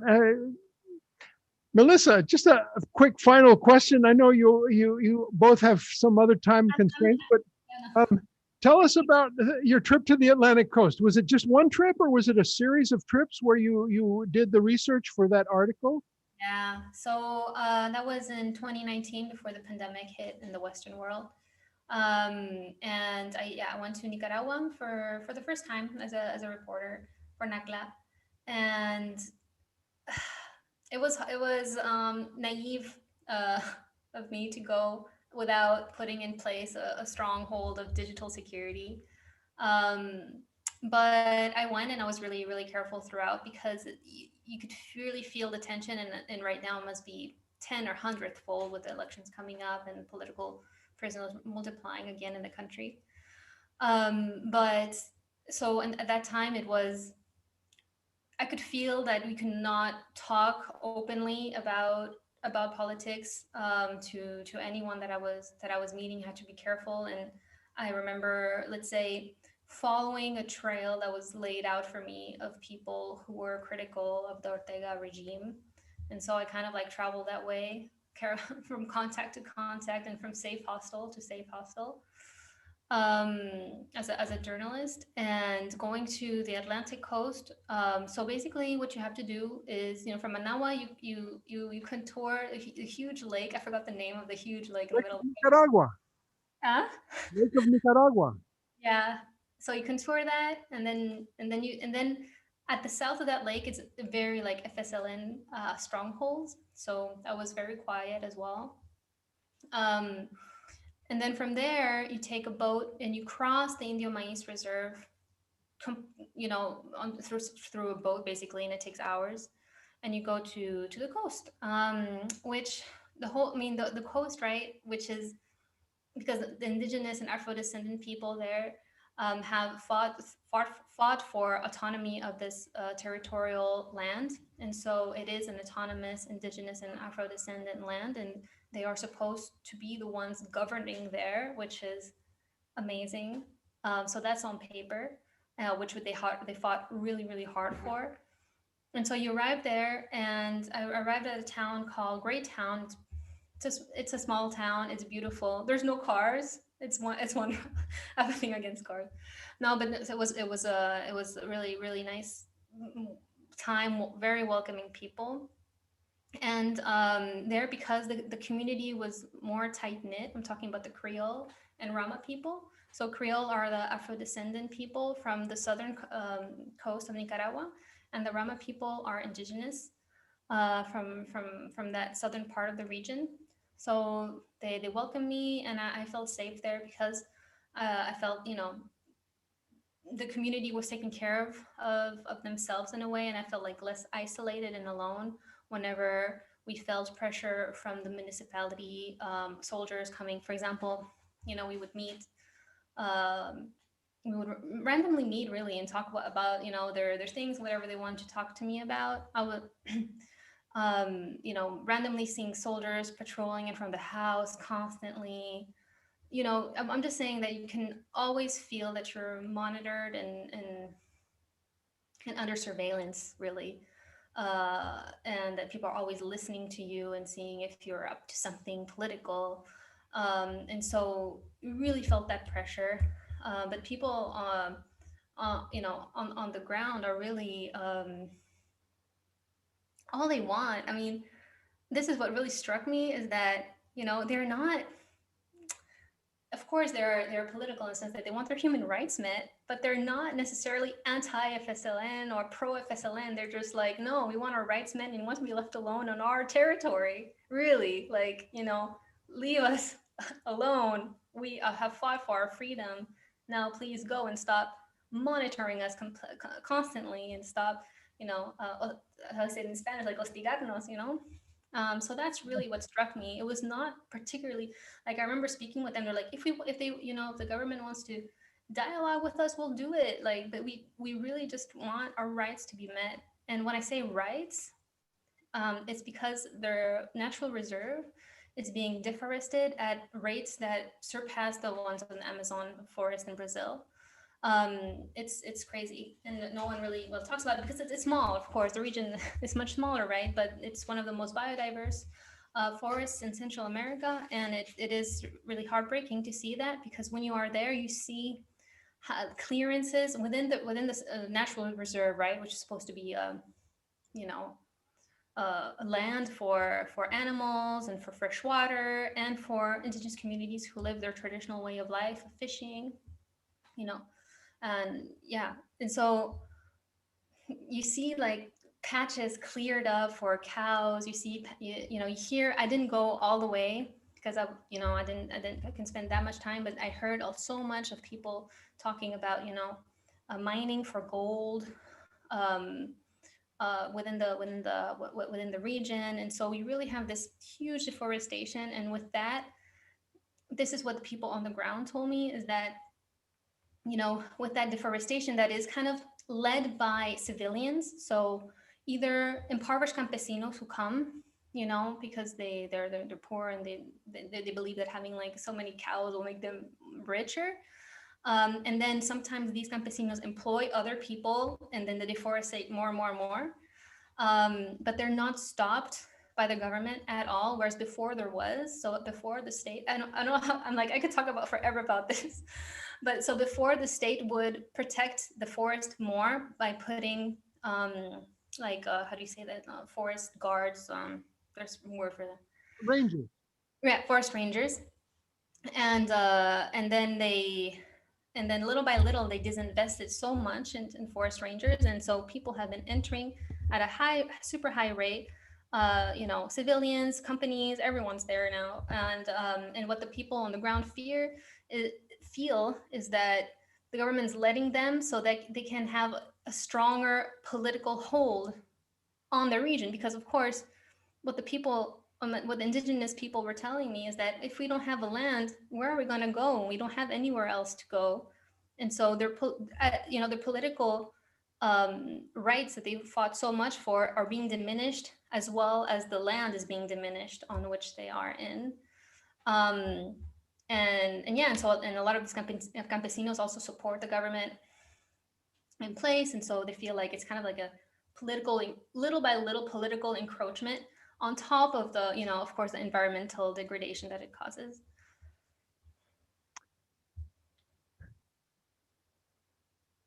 So that was the report. Thank you. Thank you. I've dreamed about taking that trip for years. It's been the subject of my fascination forever, that huge Atlantic coast area of Nicaragua. Not to mention Honduras is the same.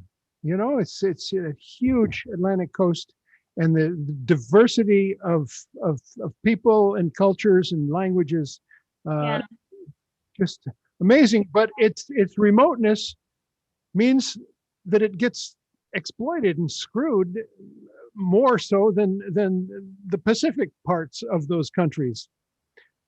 Without the eyes of the likes of Melissa Vida, who's reporting it to us. And so many other journalists on the ground, Nicaraguan journalists, report on this. And so this is the kind of news that we also share in the newsletter, thanks to our resident Nicaraguan news curator, Rodrigo. And, they really paved the way, and I wouldn't be able to do anything without, journalists on the ground who are, there all the time. And this is the thing, like, if I'm completely honest with you, when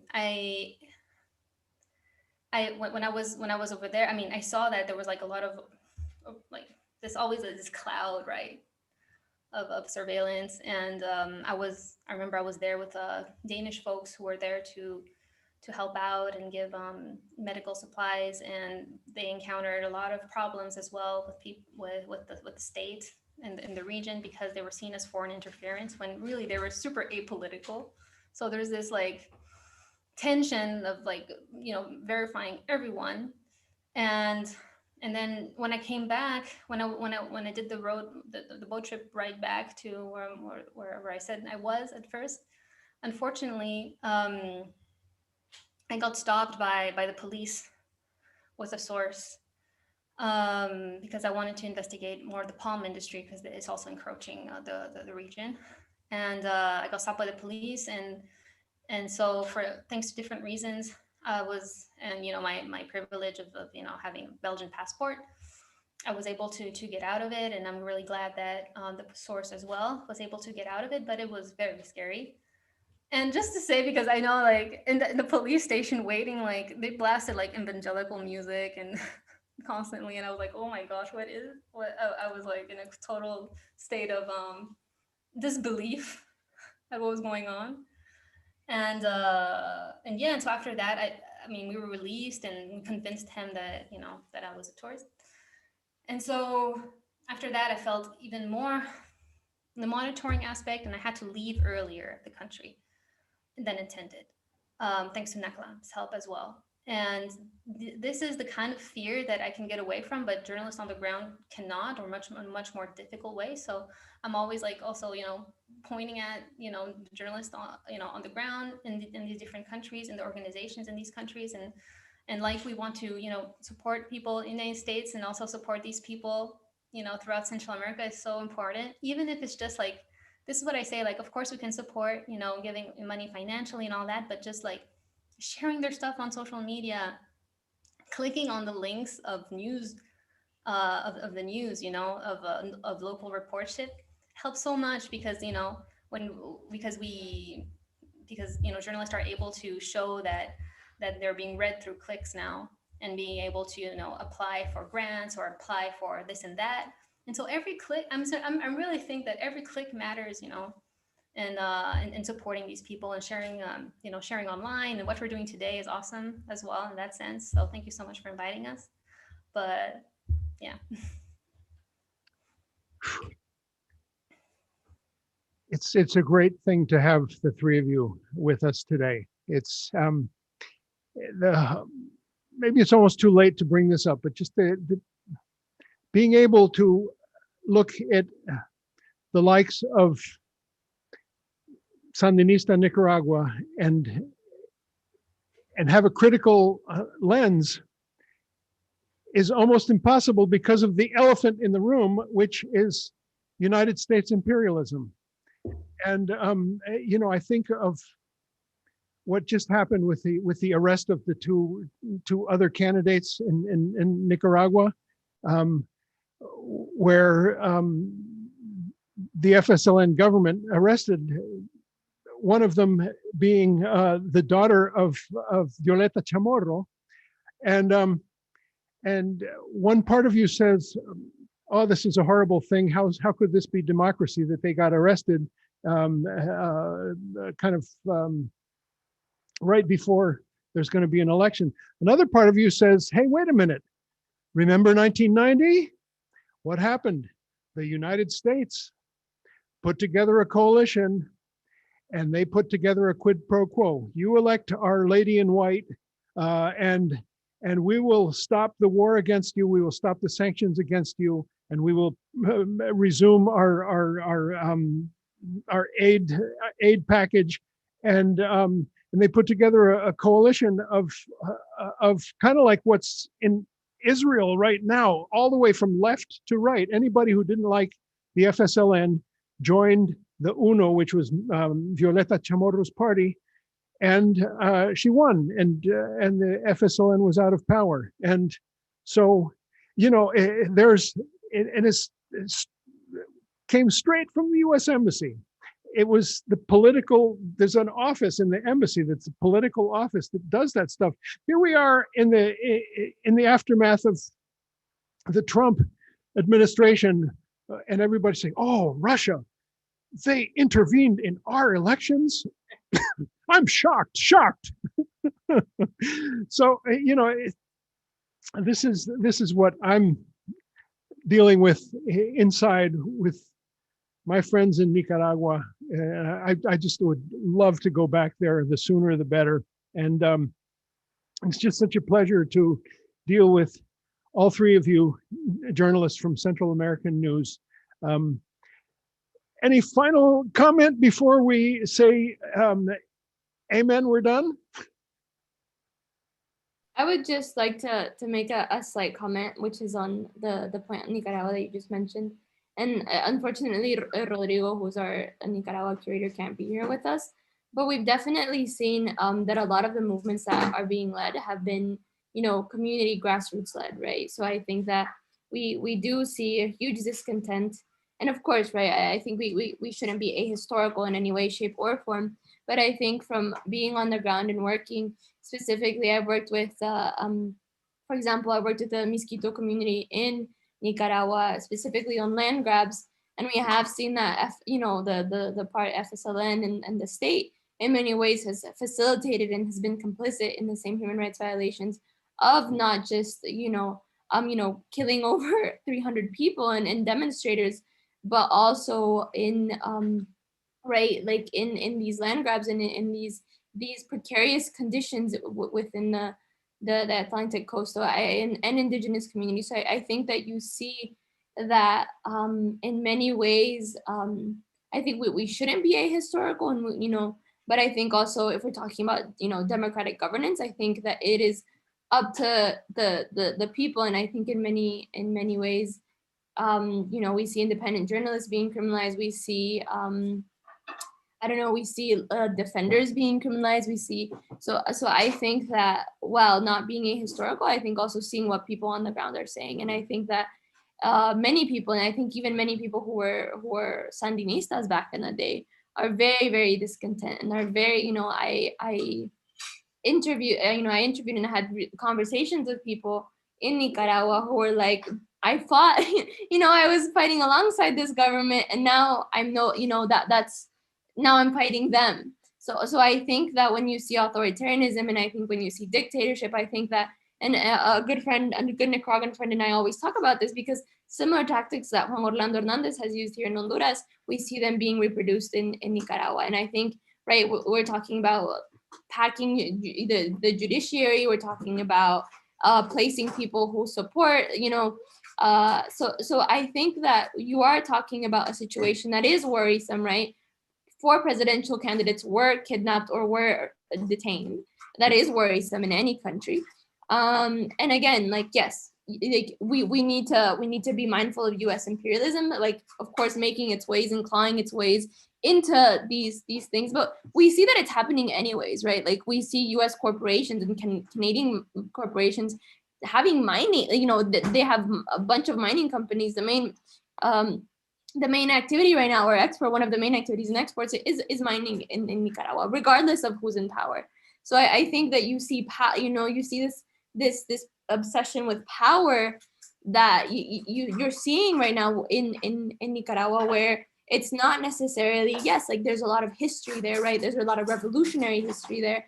But I think that what many people on the ground are saying, many people who were, you know, very much pro Sandinismo and for Sandinismo are very much disillusioned by what the current state is doing. So I think that we need to be mindful of what people on the ground are saying, because otherwise I think we failed, or we produce the same things that you know, people are asking us not to do, right? I think that being, you know, both, you know, being in the US and being mindful, like, okay, what is our country doing? But at the same time, like, what are people telling us? So I just wanted to mention that, because I know that I have many friends who are very much, you know, many of them don't even have a party anymore, but so, you know, some are very much progressive leftist, but now are just like, no, like we're dealing with a situation that is very worrisome, and this does not represent my beliefs and what I see as the future for my country. So I would just like to mention that as a point.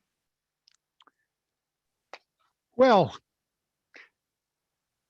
Jalileh, is it a ha or a j? Jalileh. Jalileh and Melissa and Jonathan, thank you so much. Yes, thank you very, very much. It's just a great pleasure to have you three, and keep up the good work. Keep on telling the truth to us. Don't get co-opted. Don't start working for the CIA. No worries. Your lovely podcast. It's a regular part of my drive into work once a week, and all of the links are going to be on the comment in our YouTube channel that will be recorded, and you can go there to find out the links and other information about Central American news. Folks, join us next week for Stephen Donziger, and musician David Rovix has written an amazing song about Chevron. You've got to tune in just to hear that song. And I want to tell you one just little personal plug. June 25th, I'm doing a concert of my own on the same platform, a virtual concert of Dean Stevens songs, along with my friend Eric Kilburn playing mandolin and guitar. And opener Teresa Tuduri joins us from New Mexico. It should be a lovely program. You can find out more about it on my Facebook page, and maybe the board will let me put it on the church's Facebook page too. It's a benefit for our scholarship program in El Salvador. Watertown, El Salvador Sister City Committee, we've done a lot of concert promotion to raise funds for our scholarship students in a village that's called Nueva Esperanza, Chalatenango, El Salvador. Friends, thank you so much for joining us. We love you. We look forward to seeing you back in this auditorium that has brand new air conditioning for this hot summer coming up. Join us, check out our Sacco and Vanzetti Award on the YouTube channel that we gave to Julian Assange just last Wednesday. Be well, make progress, stay safe, get vaccinated, tell your friends and family the people, yes. Amen, hallelujah, amen, hallelujah, amen, amen, amen. Thank you, Melissa. Amen. Thank you, Jalileh. Jalileh, I always say your name. Amen. Amen. Amen. Amen. Hallelujah. Thank you, everybody. I'm going to just leave it on, mostly just so people can talk amongst themselves. And I got to tell you why I won't be here, because I got to pee. You're not supposed to. Sure, I just posted, you're all invited to the Imperialistic Picnic, July 4th. We have live music, two different grills for vegan, non-vegan. Love to have you all there. It's a potluck. So if anybody has no plans on July 4th, people who believe issues like this should be the forefront of our media, which are not. So people want to, come hang out with people with like minds, come to the July 4th Anti-Imperialist Picnic, the 13th. Thank you.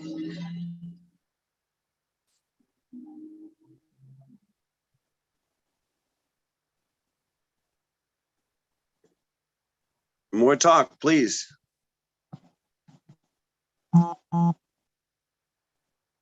I'll double down on what Dan said. I'll be there, and it's been a great event for the last 10, 12 years, I forget how long.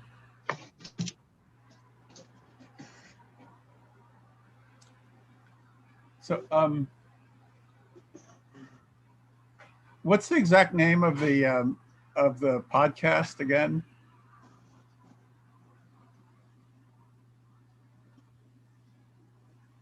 The name of the podcast is Central American News. So we're on Spotify, Castbox, Apple Podcasts, and so it's really the simple name of like Central American News. And you can also find us on different social media channels and our newsletter as well. So yeah, we're really happy because actually about the podcast, so we have this weekly 10-minute briefing of the news of the region that recaps the news from the whole region, right?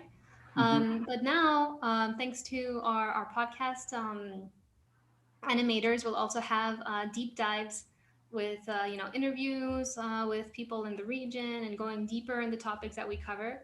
So we'll have those two sorts of episodes coming up, and so we're really, really excited about that. Great, thanks a lot. How does one sign up for it? Thank you, Charlie. Yeah, I don't know if you can see the links in the comments, but I'll just put them right back. Oh yeah, Alan here for a second. Can I say something? Yeah, just thanks to our guests. I'm going to check out your podcast. I'm just fascinated. Really, thank you very much. And I'm a member of the congregation. I'll certainly be discussing, advocating, having you back soon in the fall, perhaps. It's really just the depth that you're covering the issues is just amazing to me. So thank you.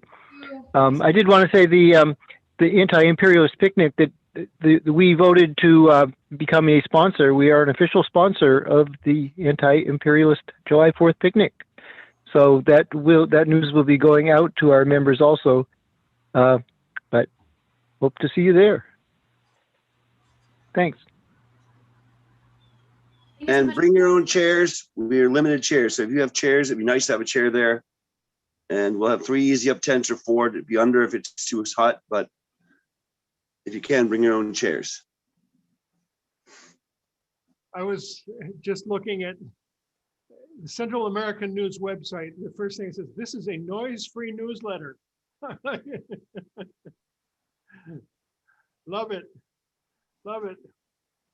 Yeah, thanks. Yeah, that was because, I get lost on social media, to be honest, especially Twitter, which holds a wealth of information, but it gets a bit overwhelming. So just that we wanted to put it all neatly and organized, basically. Yeah.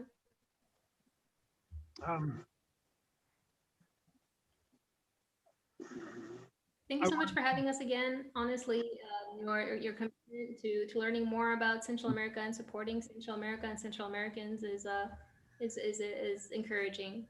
Yeah. Just to let you know, our YouTube channel has a life of its own. After this is over, there'll be many more people slowly viewing it, and check back in a couple of weeks and see how many additional people were there.